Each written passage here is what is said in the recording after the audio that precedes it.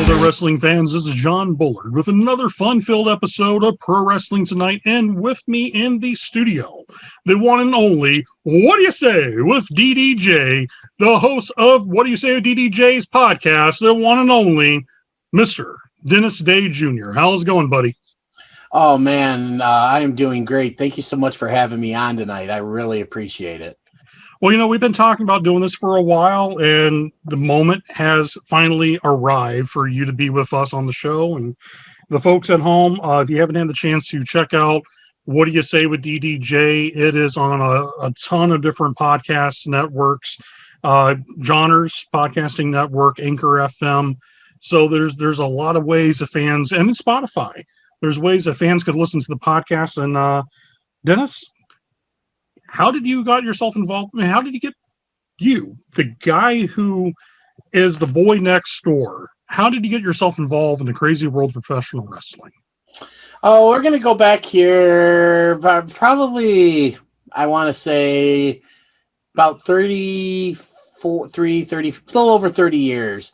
I don't remember exactly when, but I always remember going down to see my grandma and grandpa Day on my dad's side.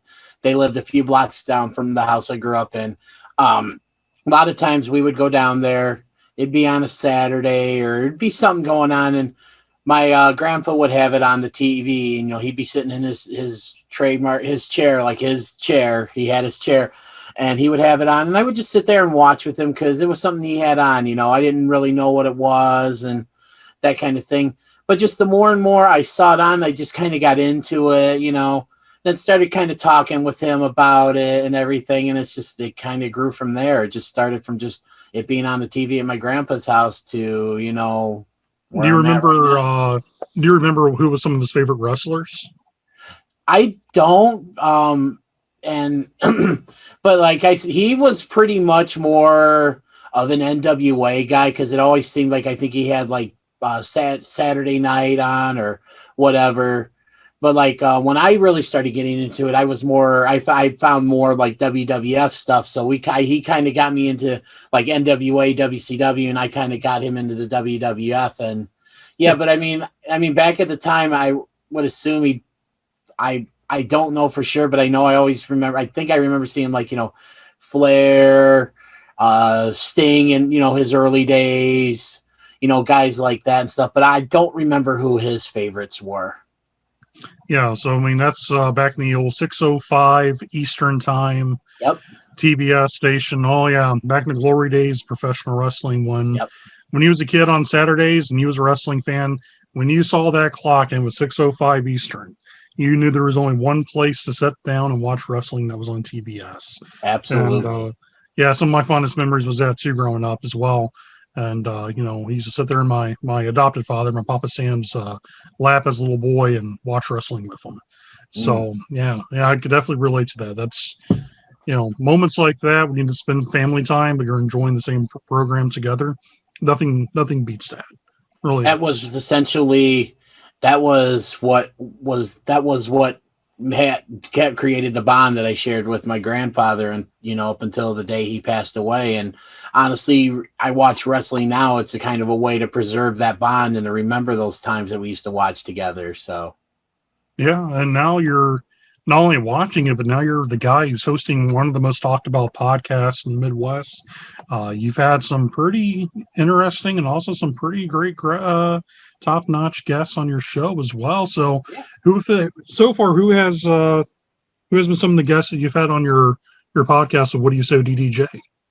Well, I'm going to start with the host of this show. That would be you. You've probably, I think, have the record for most appearances on my podcast. You're always a great go-to guy, whether it is we just talk about, random things, or if we're reviewing a recent show. I got to go back to the episode 1 and my good friend, and obviously I'm repping him, P.L. Myers. I mean, he was my very first guest, and honestly, if it wasn't for him, I probably wouldn't have met you, and a lot of what I'm going through now and stuff like that, I owe a lot of that to him. I've had on Mr. 3% Jonathan Hudson. I've had your commentary team. I've had Steve Arendt. I've had Joey Roth on. I've had C-Red. I've had Jackson P. Larkin. I mean, basically almost the entire ARC. I've had on all three members of the Sin City Playboys. I've had, Rockstar Johnny Nye, Solomon Stone, Tully Bertorelli. I've also had people such as former NWA World Heavyweight Champion Tim Storm. Great guy too. Oh, I absolute pleasure. Just the nicest could be. I just had on recently had on Ring of Honor superstar Silas Young. I've had on another friend of yours, former Ring of Honor star Brutal Bob Evans. Yeah. I've had on former WCW stars Kid Romeo and Alan Funk, and I just recently interviewed for my my most recent episode, which would be 53, which is the kickoff to year 2 of my show. I've had on excuse me, Eli Isom from Ring of Honor, who's a great up and coming talent. But it's been a mixture of people from Ring of Honor and people that may know outside of the state of Illinois or the Midwest area. But I've also had a lot of the guys from the area, a lot of guys from Chicagoland Championship Wrestling and places like that. And it's just a little mixture of both, and I've absolutely loved it. Yeah, your shows are always interesting because you don't ask the same questions. You'll go deep into, okay, how did you get involved in wrestling? But you also tap into a lot of the questions that, kind of makes people sit on the edge of their seat and go, okay, we've been waiting for this question to be dropped, and this is going to be a good response. And you're great at your job. You're top notch at being an interviewer, also being a podcast host as well. So from one host to another, keep up the great work. It's fantastic what you're doing. Definitely with getting the stories, myself included, doing this with Pro Wrestling Tonight, getting the stories of the wrestlers from the Midwest that may not get featured in a lot of places, because sometimes, as crazy as big as the Chicagoland area is, sometimes I feel like the microscope of wrestling kind of misses the Midwest sometimes, and it goes to the East Coast or goes over to the West Coast or even Texas. But we've got a lot of great talent right here in the Midwest scene. Chicago, over in Michigan, Detroit area produces a lot of good wrestlers. Wisconsin, just you name it, they have it. And also here in the state of Indiana, we produce some really good talent too. So you was mentioning about P.L. Myers and the Chicago connection. You actually go pretty way back with P.L. Myers back in, if I'm correct, during a time of PCW. Yeah. I always talk about how P.L. Myers and I have been friends for just about 20 years. And yeah, it goes back to the days of PCW. We used to, me and my best friend and I, we used to go to the shows regularly. We just happened to find them one time, enjoyed the show.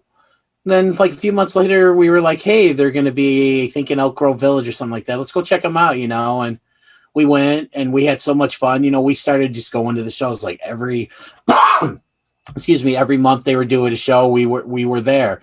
It got to the point where we knew a lot of the wrestlers, we interacted with them, hell, even we got incorporated into like a storyline, and stuff. And it was just, and PL was always one that was like, he saw us there. He would come to us and, hey, thank you for coming to the show, to always getting our feedback. And it just, it went from, just us, like, being fans of the show and like just going to the show to getting to be friends with these guys and getting to be friends with P.L. Myers, and I remember one time back in 2003, he was getting ready to put on his big Dream Night show. And I'm like, what can I do to help? I was like, can you sell tickets? And I'm like, yeah, I'll give it a shot. I think I only sold one, but he was appreciative enough of me just reaching out to help him that if it wasn't he enabled for me to have one of the greatest experiences of my life, and that was being able to enjoy breakfast with Road Warrior Hawk and Paul Ellering, and then later that day meeting Road Warrior Animal at the hotel where they were all staying at, and driving Jimmy Superfly Snuka to that show. So just being able to have one of the greatest days of my life, I attribute to him. And anytime if I ever needed to talk to him just about anything, life in general, kind of like the relationship I have with you, Of course. and that he's always been one of my biggest fans, my biggest supporters. You know, we lost contact for a few years, just like, you know, when I stopped going to the PCW shows. But if we ever bumped into each other, say at a WWE show or whatever, you know, we exchanged pleasantries, that kind of thing. Went to the last PCW show, reconnected with him. Then, you know, unfortunately they shut down. Then we kind of lost contact again. And then once they started doing this podcast, or the idea came around, you know, he was around, and, you know, I knew I could reach out to him and just was like, you know, hey, I'm looking to do this. Would you mind coming on and being my first guest? Because I figured he would be as good a person to get, you know, because of his experience in the business, you know, coming on 20 years and that. And, you know, and it's just ever since then, we talk all the time. You know, he's always like, hey, how you doing? It's like, oh, hey, great show. I listened to this, that kind of thing. He's like, you know, if you ever need anything, just let me know, that kind of thing. So yeah, like I said, he's, you know, P.L. Myers is, you know, the character is someone that the fans love to hate, but those of us that know the man behind the character, you know, I would be hard pressed to find someone to have one bad thing to say about him. Yeah, he's you know, in ring, he's probably one of the most hated human beings walking, and he does a great job at it. That's one thing. Mm-hmm. Not trying to break down the fourth wall by any means, but you know, he does his job very well, and and he has performed and done that job very well for over 20 years. Mm-hmm. But outside the ring, he's very much the standard of the epitome of being the classiest guy you can meet. Yep. You know, he's genuine, and he's one of those guys, like when you're a kid growing up and you get to know the real person, he kind of inspires you to be a better person. Mm-hmm. And to me, that's P.L. Myers. You know, he is definitely the shots at the top. And I hate to say that on this show because that man has given me grief on this show before, but I will give him his due. He definitely is number one at what he does. Yeah, he's one of those people. It's just he's done so much for me. It's just regardless character or not, like I said, wherever he goes, I will follow. You know, because he's that's how loyal I am to him, because he's been that loyal to me. Oh yeah, and that's understandable. That's loyalty earned. You know, it's when you talk about actually meeting the Road Warriors, what was that like? Man, it was so just surreal, because it's like here are these, you know, guys that I've watched on TV with the spiked shoulder pads and the face paint, and, you know, the What a Rush and everything, and just seeing what, you know, watching these guys do such things as, you know, beating the Nasty Boys for the tag titles at Madison Square Garden, you know, showing up on Raw in '97, you know, getting to see them basically create mayhem and chaos at WrestleMania 13, you know, kind of going back in the days and watching some of the earlier stuff in the NWA and the AWA, and just the mayhem and the heck they raised, and the chaos and all that. And it's just like, I remember walking into, I think it was an Old Country Buffet back when those were around, and it was those, yeah. Yeah, there was, you know, it was just Hawk and Ellering, and it's just, you know, introduced myself to them, you know, both were just as nice as could be. And I remember sitting there, just having breakfast with them and just talking to them and just hearing these stories, you know, about Hawk's journey through the world of wrestling, you know, Paul Ellering and his, you know, his experiences with the Iditarod. And it's just realizing that these guys that, like, I literally worshipped and looked up to as heroes were just like human. They were just like you. They were just like me, you know. And I remember a little bit later that afternoon going to the hotel where they were staying at and seeing Animal, you know, waiting to check in. And I was scared beyond, just to the point where just like, I just was afraid to go up to him. So I don't remember going up to him right away when I first saw him, because he just was such an intimidating figure. But then eventually I think I told PL about it, and, you know, he kind of broke the ice, introduced me to him, and found out he was just as cool as, you know, Hawk and Ellering. And then just, you know, at the show, kind of going back and forth, making sure, you know, they were set, their, you know, their people, that their families that they brought with them were set in the picture that I have with them, this was them getting they had just put on the face paint. I got to watch them put on the face paint, put on the shoulder. It was just such a surreal experience to see things that not a lot of people have gotten to see and experience, and turning out, to be one of the last times that they were ever together, because unfortunately Hawk passed away a few months later. And then just recently, obviously we lost Animal, but I mean, just being able to have just a once in a lifetime experience like that. I mean, I always tell people that that was the single greatest day of my life that didn't involve like anything to do with my family. Obviously the birth of my son is number one and my wedding day is number two, nothing will ever top those, but yeah, it was just an unreal experience that like not a lot of people out there can say they've had. Oh yeah, when you meet your heroes and your hero doesn't fail you, and that's the greatest feeling in the world. It's like, a lot of times you hear that old saying like, "Never meet your heroes, always let you down." Yeah, it's always great when you meet someone that you look up to as a kid, and they're exactly that great of a person. You're like, man, thank you for not destroying my childhood. right. Thank you. And the funny thing is, and the funny story with Hawk is, we were sitting down eating breakfast, and we were I don't even remember what we were talking about, and I had just said to him, made a comment, it's like, yeah, I've been single, I haven't seen anyone, dated in like about a year or something, and then Hawk looks at me in a joking manner and goes, "You're not gay, are you?" And then we just started laughing.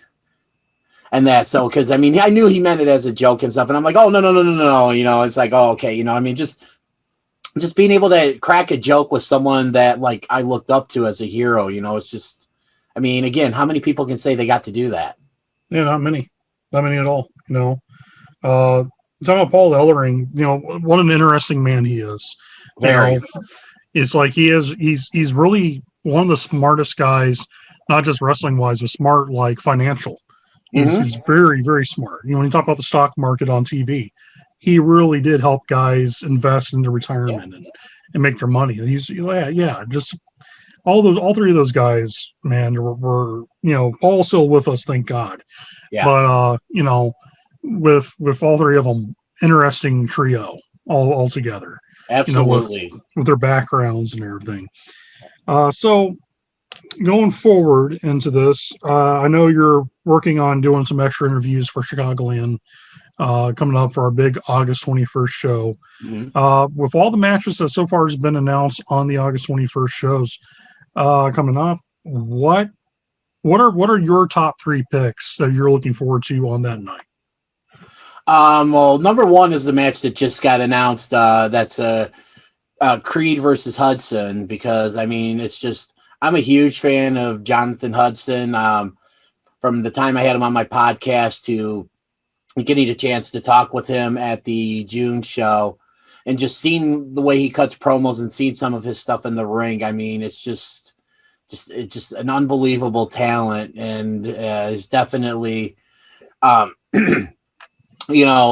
to watch out for. And then I think beyond that, obviously, Shogun's title defense. The guy that he's defending against, the name escapes me, so I apologize. J-Rock. He actually has wrestled in Ring of Honor and also on Major League Wrestling on TV. Right. And then the big tag match you have for the I can't remember the federation, but the tag team titles that are being defended for the first time in the U.S. It's for the Guerreros Aztecas Wrestling and Lucha Libre Boom's international tag team titles from Mexico. Try saying that all time in one big breath. I know. Yeah, with Bryce Benjamin and Marche versus Youth Gone Wild. Yes. That's going to be a classic. Yeah, I mean, Marche is just an incredible talent who's been on the national stage, with Impact Wrestling, and then just Youth Gone Wild. You look at the years of experience that they have. Tom Heisman and Matt Creed, and it's just like they were incredibly over with the crowd at the last show, with when they defeated the Outrunners, and it's just how can you not root for two guys like that? And then again, as well. So yeah, I would say those three matches right now are the three that I'm most looking forward to. The thing is, now you've gone wild. Go back to the days of PCW. You kind of, as a fan, you watch those two guys grow. Yeah, I see more so Tom than I did with Matt, because I didn't see. I think the only time I think I saw Matt was at the last PCW show, but I'd seen Tom a couple times prior, at least that I can recall. But yeah, I've had both of them on my podcast at separate occasions, and we went into their time at PCW and that. But yeah, definitely because of their ties to PCW is another reason why I kind of got a little bit of a fondness for them, so to speak. Oh yeah, and both of them are really good guys too. Mm-hmm. They're I always tell people when they talk about those two, I was like, Matt's very laid back and very chill, and Tom is Tom. Like what you see is not a gimmick. That is him as him. That's just Tom being Tom. But see, the thing is the best gimmicks are usually the ones where they are an extension of the person. Absolutely. And Tom Heisman is Tom Heisman. That is Tom probably turned up a couple more volumes from what he is right now. Absolutely. So, yeah. No, I think that the tag match between You've Gone Wild and Marshe and Bryce, I have a feeling could be the show stiller. But there's some other big matches too.